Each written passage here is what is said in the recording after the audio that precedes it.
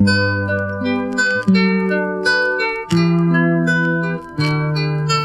Samuel, capítulo 1, a começar do versículo 1, que nos diz o seguinte: houve um homem de Ramataim Zofim, da região montanhosa de Efraim, cujo nome era Eucana, filho de Jeroão, filho de Eliú, filho de Tor, filho de Zuf, Eframita.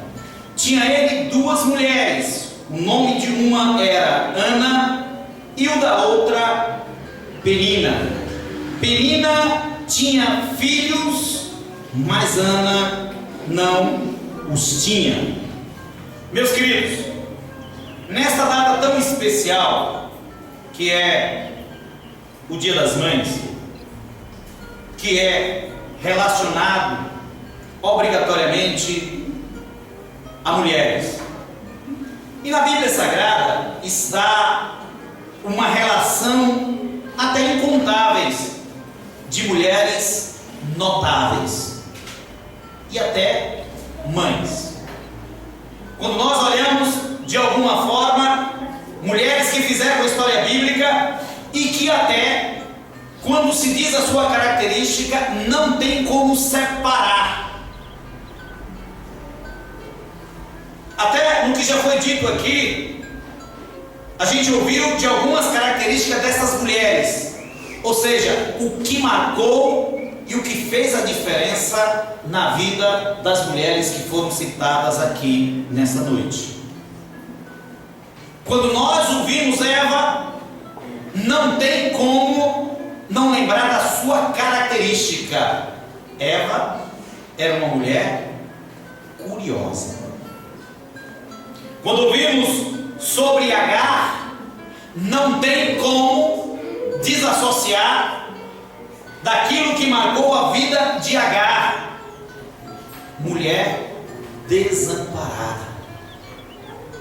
Miriam, mulher ambiciosa. Débora, mulher patriota. Ruth, mulher constante.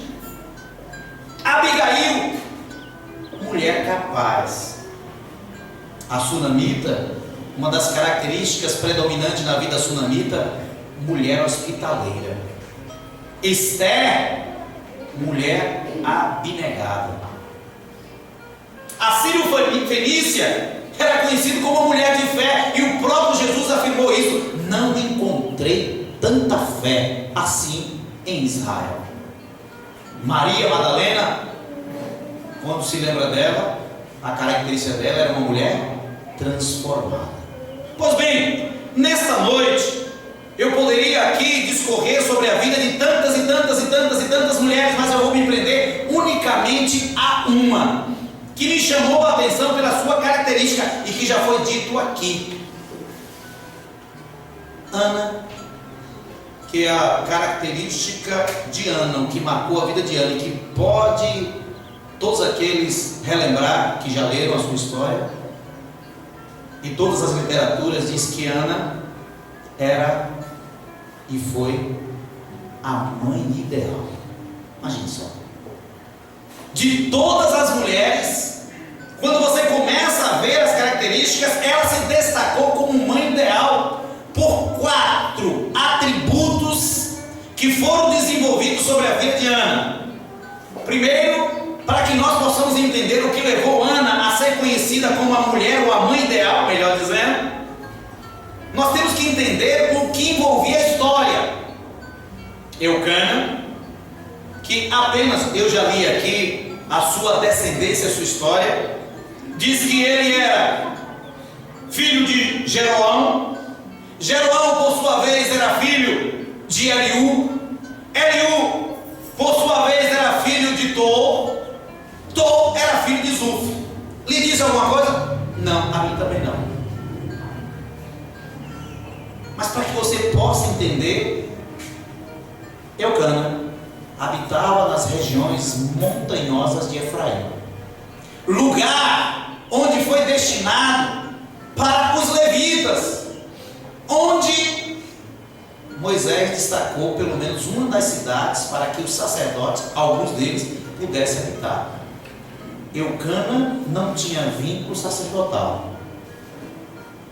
Há uma dúvida se era de Efraim ou se ele era levita. Possivelmente não era levita. Mas algumas características marcam a vida de Eucana, em especial das suas esposas. Ele tinha duas esposas. Uma era Ana e a outra era Penina. Não sabemos diferenciar se Ana foi a primeira, mas apenas na relação diz que Ana entrou como primeira. Também não sabemos dizer quem era a mais velha das duas. Mas uma das coisas interessantes que marcou a vida daquelas duas mulheres era a rivalidade. Diz o texto sagrado que todos os anos Eucana descia com a sua família. E quem era a sua família? Penina, os filhos de Penina e filhas de Penina. Mas na relação só entrava Ana, porque Ana não tinha o quê? Filhos. E isso era o motivo da humilhação, isso era o motivo do vexame, isso era o motivo da vergonha. E no texto nos diz algumas coisas interessantes. Diz o texto assim, que Eucana amava mais a Ana do que Penina. Não sei se era para poder contrapor, preencher, ou um cuidado maior, não se diz por quê.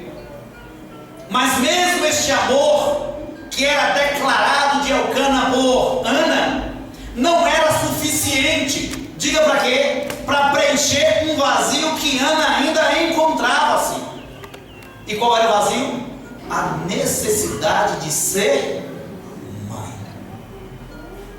E o texto sagrado diz bem claro que Penina, por saber disso, diz que o irritava, o tirava do sério, o humilhava. E era tão forte esta palavra que diz assim, chegavam dados momentos, e diz o texto que Ana chorava copiosamente. Diz o texto que nada o consolava. E quando você ouve a declaração de Eucana para Ana tentando consolar, diz: olha, minha filha, não há necessidade de tanto choro, não há necessidade de tanto lamento. O meu amor por você é superior ou maior do que 10 filhos. Que extravagância! Ele era o tal, ele era o cara. Para um homem chegar assim e dizer que o amor dele, que a afeição dele era mais do que 10 filhos, ele talvez tivesse bagagem para isso. Talvez querendo amenizar por uma mulher que sabia que estava lhe faltando algo. E o texto sagrado diz bem claro que ela no momento subia ao templo para oferecer sacrifício, como era comum nas famílias judias ou judaicas, israelitas em especial. Diz que anualmente, porque era lei, estava lá escrito no livro de Levítico, que anualmente as famílias deveriam subir até o lugar escolhido. No caso dele, eles iam até Siló para oferecer sacrifícios ao Senhor. E diz o texto sagrado que quando Eucana oferecia sacrifício, ele pegava a porção do sacrifício e disse que dava a Penina, disse que dava aos seus filhos, disse que dava às suas filhas, mas a porção de Ana era dobrada, tentando compensar, tentando reerguer, tentando preencher, tentando levantar a autoestima, a alegria ou algo parecido. Mas o texto sagrado diz bem claro que nada disso conseguia preencher o vazio imenso que havia na vida de Ana. Lhe faltava o que, irmãos? Filhos. E ela sabia bem claro. E o texto sagrado diz bem claro que naquele ano ela subiu juntamente com Eucana e as outras famílias, e ela adentrou na casa do Senhor. E o pedido dela foi claro a Deus, embora aos olhos de quem o visse jamais poderia identificar, porque houve até dificuldade para Eli, porque Eli, o sacerdote daquela época, e tinha os seus filhos também. Diz o texto sagrado que Eli estava ali encostado em uma das colunas do templo, quando aquela mulher chegou bem cedo e começou a orar. Diz o texto sagrado que a angústia era tão grande, mas a angústia era tão grande, que ela pediu ao Senhor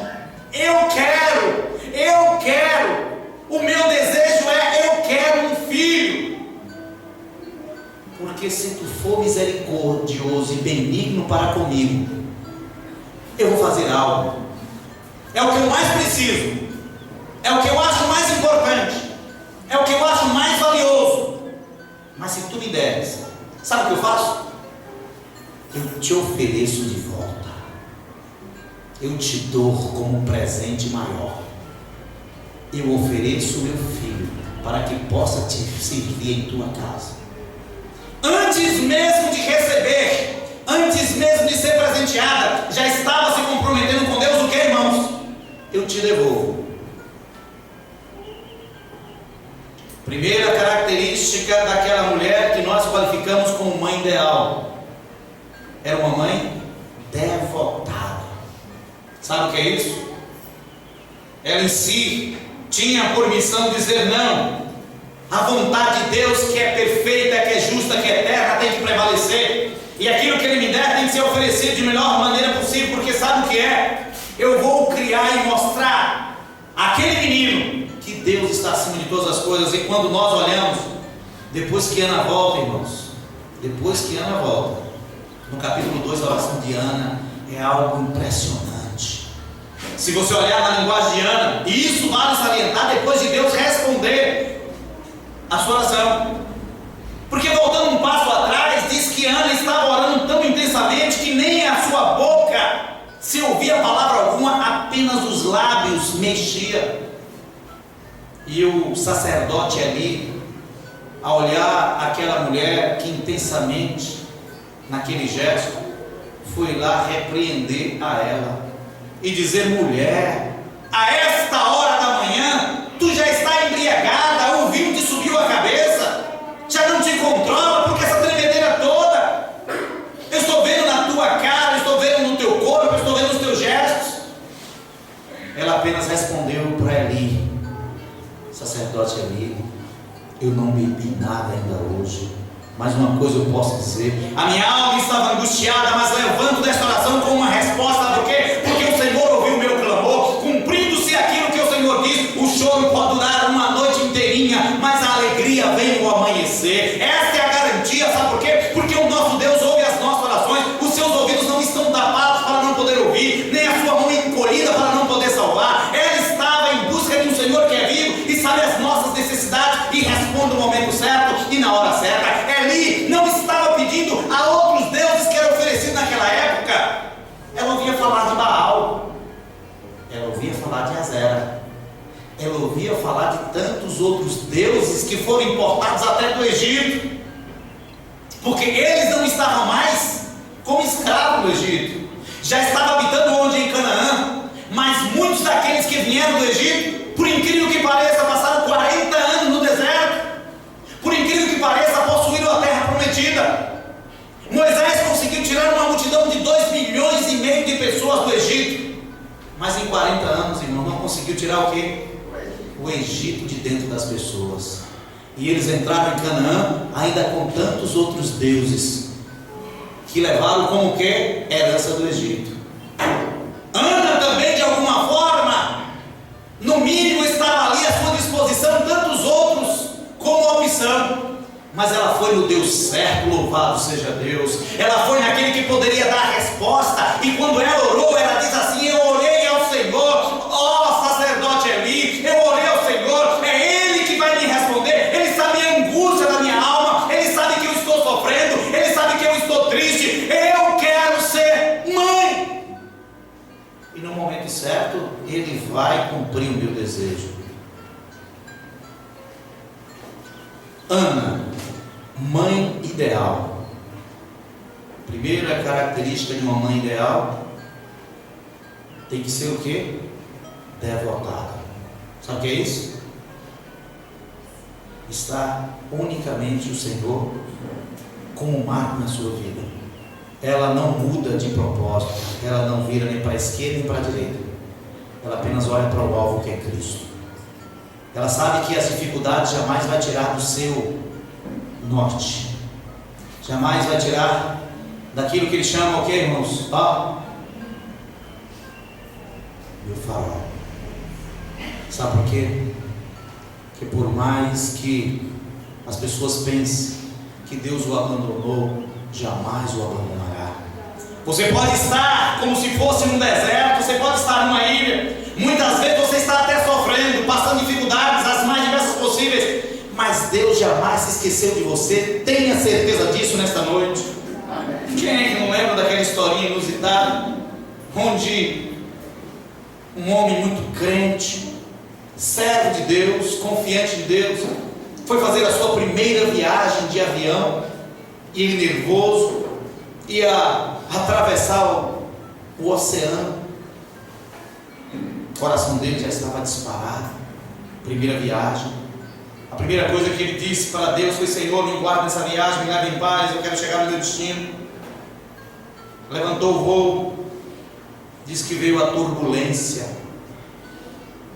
Começou logo a dizer assim: olha, infelizmente nós estamos com problemas técnicos e vamos cair. Cada um se prepare como achar por bem. E a palavra final do piloto foi: que Deus nos guarde. A única coisa que ele pôde dizer: mas Deus, nesta primeira viagem eu orei a Ti, pedindo a Tua proteção, eu viajei confiando na Tua segurança, e agora eu estou aqui me defrontando com a morte. O avião caiu, destroço para tudo que é lado. Ele veio se a perceber que estava vivo depois do baque. Conseguiu segurar em pedaço de fuselagem. E ali, com muita dificuldade, mesmo em cima da fuselagem, depois de horas e horas à deriva, chegou numa ilha deserta. A primeira coisa que ele fez foi se ajoelhar e disse: ó Deus, eu te agradeço. Primeiro porque no mar à deriva eu te agradeci, mas agora eu te agradeço porque eu estou em terra firme. Eu estou num lugar que eu não sei onde, mas Tu me guardou e salvou. Ele andou por ali mesmo cansado para fazer chamado pesquisa de campo, onde é que eu estou. E a primeira coisa que ele viu foi um lugar que ele não sabia identificar, porque era completamente virgem aquela ilha. Viu que não tinha moradores, não tinha ninguém além dele, só animais que ele não sabia nem qual era ou quais eram. A primeira coisa que ele fez foi dizer: eu tenho que fazer pelo menos um lugar com referência, um barraco, sei lá, sem ferramenta, sem condições nenhuma. Cortou alguns galhos, cortou algumas, sei lá, pedaços de pau, e ali fez um barraquinho. E tudo o que ele fazia, agradecer a Deus.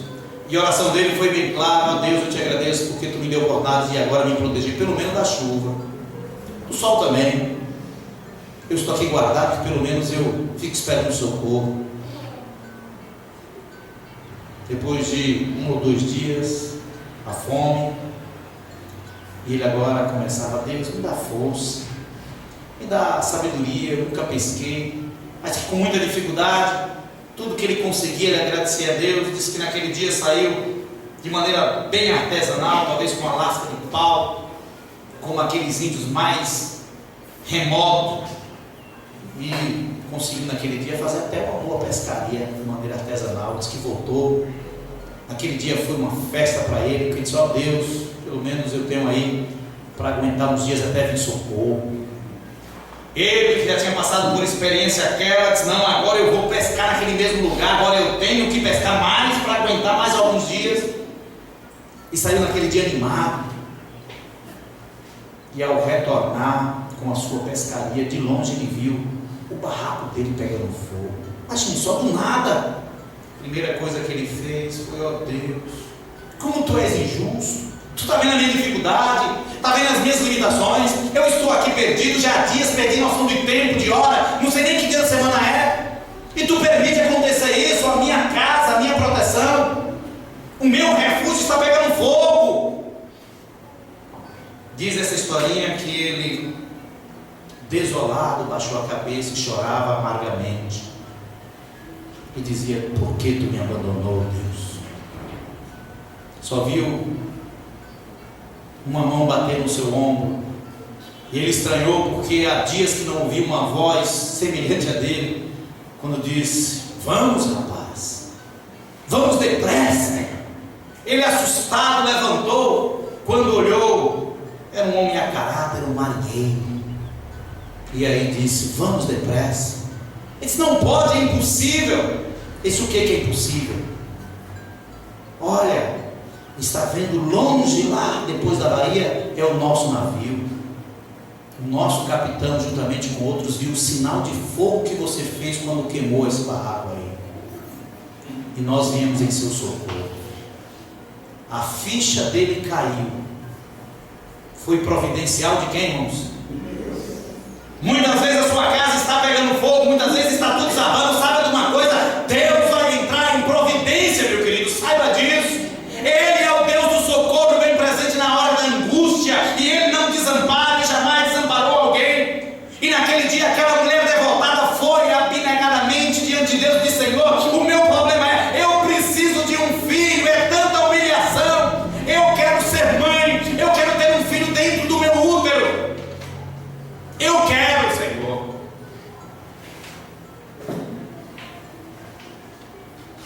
E a Bíblia Sagrada diz bem claro que Deus ouviu a oração de Ana, e na sua angústia, aquilo que era choro passou a ser agora o quê? Alegria. Você já imaginou, irmão? Você já imaginou agora? Diz o texto sagrado que quando ela voltou, primeira reação, Penina tinha filhos e filhas, ela não tinha ninguém, mas o texto sagrado diz bem claro que ela engravidou de um dos homens, de um dos maiores homens da história bíblica, o grande Samuel.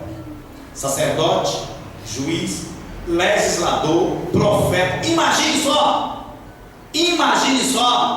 E o interessante, sabe o que é? Que mesmo numa geração corrompida, você vê de maneira bem clara, enquanto os filhos de Eli, o sacerdote que dominava na época e que fazia horrores no templo, Samuel, mesmo pequeno, como criança, possivelmente alguns chegam a dizer de 8 a 12 anos, não se sabe a idade exata, mas quando eu vou no templo, diz que enquanto os filhos de Eli, de maneira corrupta, faziam absurdo no templo, diz que Samuel se guardava e servia ao Senhor. Sabe por quê? Porque teve alguém que de maneira abnegada disse: o que, irmãos? Ensinou as coisas certas. Disse: meu filho, não se desvie nem para a direita nem para a esquerda, mas continue olhando para Jesus, para Deus, melhor dizendo, para Jeová, para Javé, que é o autor, que é aquele que nos guarda, e ele não abriu mão disso, e por isso se tornou um dos maiores homens e substituiu ali o sacerdote. Primeira característica, eu disse para os irmãos, uma mulher devotada. Segunda característica, uma mulher abnegada. Terceira característica, uma mulher agradecida. Veja por gentileza comigo a oração de Ana, no capítulo 2, a partir do versículo 1, quando diz, olha, imagine só como ela começa, no momento que traz Samuel e entrega ao templo, entrega a Eli, entrega ao sacerdote, e diz: então orou Ana e disse: o meu coração exulta. Mas exulta em quem? No seu esposo Elcana? Não. No seu filho Samuel? Também não. Meu Senhor, o meu coração exulta no meu Senhor. A minha força está exaltada em quem? A minha boca dilata-se contra os meus inimigos, porque me alegro na tua salvação. Não há santo como é o Senhor, não há outro além de ti, rocha nenhuma há como nosso Deus. Não multipliques palavras altivas, nem saiam coisas arrogantes da vossa boca, pois o Senhor é o Deus da sabedoria e pesa todas as ações da balança. E ela diz de maneira clara: o arco dos fortes está quebrado, louvado seja Deus, mas os fracos são cingidos de quê, irmãos? Tem uma conversão de o quê? Digo fraco, eu sou forte. Os que eram fartos se alugam por pão e deixam de ter fome os que eram famintos. Até a estéril tem quantos filhos? 7. As pessoas pensam que Ana só teve Samuel. Não, teve mais 3 homens e 2 mulheres. Imagine só. Até a estéril tem 7 filhos. E a que tinha muitos filhos enfraquece. O Senhor é quem tira a vida e que dá, faz descer a sepultura e faz subir. O Senhor empobrece e enriquece, abate e também exalta. Levanta-te, o pobre do pó, e deixa o monturo exalta o necessitado, para o fazer assentar entre os príncipes, para o fazer herdar em um trono de glória. Pois do Senhor são as colunas da terra, assentou sobre elas o mundo. Ele guarda os pés dos seus santos, porém os ímpios emudecem nas trevas. Não é pela força que prevalece o homem. Os que contendem com o Senhor serão o quê? Quebrantados, desde os céus troveja contra eles.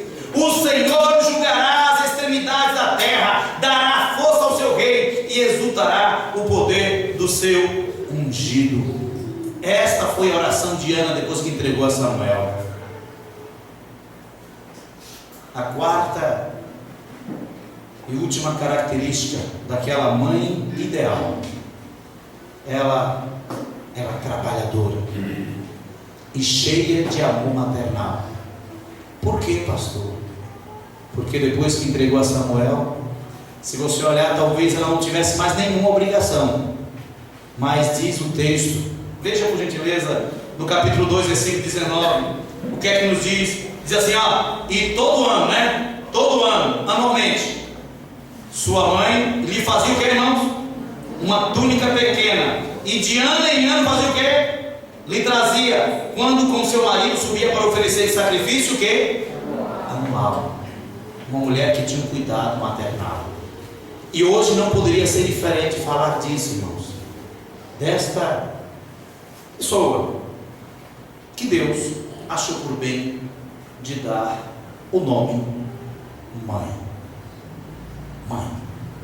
E é interessante que esta criatura, tão frágil aos olhos de muitos, mas que briga com qualquer um por seus filhos.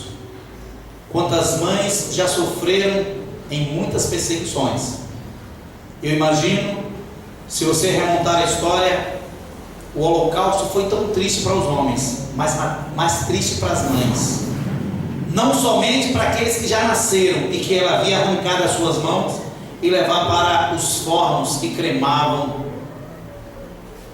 Não somente para aquelas que estavam vendo os seus filhos sendo arrastados, mas por aquelas ainda que no seu ventre era tirado com uma experiência macabra. E se nós remontarmos a história, não somente no holocausto, mas em tantos outros episódios, que as primeiras a serem torturadas, mortas e laceradas, sempre foi as mães. Não estou falando de mães que muitas vezes, que até as próprias mães não entendem, que muitas vezes jogam filhos no lixo, no esgoto, e aí qualquer mãe há de convir, essa daí não tem qualificações para ser mãe. Embora eu tenha algumas ressalvas. Por quê, pastor? Porque existe N situações na própria mudança hormonal de uma mulher que está grávida, e que aí tem detalhes que muitas vezes a própria ciência não descobre. Mas quantas mulheres têm depressão pós-parto, onde a única coisa que quer fazer é o quê? Matar os filhos. E que, por incrível que pareça, ela mesma não tem nem consciência daquilo, porque ela não tem noção do que está acontecendo. É como se tivesse dado um apagão no seu juízo, desse um apagão no seu cérebro, porque no sistema normal e natural ela o defenderia e brigaria com qualquer leoa feroz. Por isso que quando nós ouvimos, assistimos e talvez acompanhamos alguma normalidade, normalmente a gente tem a seguinte concepção: esta daí não é uma mãe, essa daí tem algum distúrbio para fazer o que fez. Quando nós olhamos que muitas vezes mães que abandonam seus filhos, diz, não, essa daí em hipótese alguma. Sabe por quê? Porque a mãe que gerou, que cuidou, que suportou 9 meses, nutrindo de todas as formas possíveis, que no dia de hoje é justa essa homenagem, quando lembra, e como eu falei aqui pela manhã, me sinto poeta, me sinto cantor, me sinto um articulista, porque falar de mãe é tão gostoso e tão maravilhoso. Mães que, independente do seu grau cultural, quantas mães que nunca sentaram numa escola, nunca sentaram numa banca, nunca sentaram numa cadeira, nunca entraram numa sala de aula, mas a primeira coisa que pensou foi: meus filhos não serão como eu, vão estudar, vão se formar, vão ser gente. Me lembro da posse do excelentíssimo senhor presidente do Supremo Tribunal Federal, de todas as pessoas que ele agradeceu ali, no momento ímpar, quando ele virou assim e disse de maneira carinhosa: eu agradeço a minha mamãezinha. Todo mundo parou para chamar a atenção, mas é a forma carinhosa que um filho muitas vezes se dirige à mãe. Nós temos muitas lembranças de mãe. Muitas vezes o próprio cheiro. Eu sei que você que não tem mãe, que muitas vezes já passou para a eternidade há muitos anos, mas quando você vê um cheiro, você sabe relacionar quem? A sua mãe. O rastar de um chinelo não tem como. Eu digo sempre, quando minha mãe chegava em minha casa, eu normalmente dizia assim: olha, abre a porta que minha mãe está vindo aí. Eles me perguntavam por quê? Eu conheço o rastar do chinelo de minha mãe. Se tiver uma multidão aqui, apagar as luzes e minha mãe falar qualquer coisa no meio do povo, eu reconheço a voz de minha mãe, porque é diferente. E você também da mesma forma. Sabe por quê? Porque mãe é única, especial. Por isso que quando eu utilizo aqui da figura de Ana como uma mãe ideal, é porque essas características de devoção, de abnegação, de agradecida, de trabalhadora, de cheia de amor maternal que Ana tinha, e por certo muitas mulheres nesta noite também têm, por batalhar, por brigar, por muitas vezes chorar. Quantas noites que ficou acordado balançando uma criança que apenas se via como, não sei como é que chama, sirene de SAMU, porque era muitas vezes devagarzinho botar na cama. Ele faz o quê? Grita. Meu Deus do céu, que é isso? Pode olhar, é botar no colo, que acontece, irmão? Ele dorme. E muitas vezes a mãe é o quê? Isso eu não acredito. Aí muitas vezes só chegava assim, depois que ele estava cochilando, que ia botar de volta, ele gritava. Eu acho que vem na sua lembrança também, não é isso mesmo? Quantas das vezes mamando, e quando principalmente sai aqueles dois dentinhos, dois na parte inferior e dois na parte superior, que ele acha que bem de treinar, sabe onde? Onde? No bico do peito. A vontade que dá da mãe é o quê? Nada, é somente chegar assim e abrir com o dedinho. Não faça isso não. Não é assim? Eu lhe garanto que se você fosse você como pai, você enforcava ele. Mas com a mãe é diferente. Qual é a mãe que não suportou isso? Qual é a mãe que não dividiu a dor de muitas vezes um bico de peito ferido, rachado, e onde o indivíduo o que, irmãos? Apenas quer não amar, mas dormir com o bico do peito na sua boca. Já notou isso? E você sabe que você tem uma atividade, você sabe que o marido estressado para chegar para almoçar, mas você tinha que botar ele para dormir. E a única coisa que ele queria, o quê? Não era mamar, não. E outra coisa, quando você ia tirar o bico do peito devagarzinho, ele fazia o quê? Puxava de novo, então chorava. Mas eu sei que todos vocês passaram por isso. Mas é bonito quando eu vejo muitas vezes uma mãe de 1,50 m com um filho de 2 metros. Epa, cuidado porque eu lhe quero no pau. E o filho tem que se dobrar, senão é minha mãe. Não tem para onde correr. São essas coisas que marcam as nossas vidas. Por isso que nesta noite, a você que é filho, que você já falou com sua mãe, se você não falou, tem oportunidade, mesmo por telefone, ligue e diga: minha mãe, você é única, você é minha mãe, você é um presente de Deus e uma dádiva, você é especial, certo? Então nesta noite que a Igreja Batista Emanuel faz esta homenagem especial a você, uma mãe, a você que batalha e quer ver o sucesso dos seus filhos e que defende em qualquer lugar, como Ana, uma mulher ideal, que foi devotada, abnegada, agradecida, trabalhadora e cheia de amor fraternal. Seja você também, hoje e sempre. Que Deus nos ajude, que possamos compreender a palavra de Deus e que esta palavra não possa faltar em hipótese alguma nos nossos corações. Que Deus nos ajude.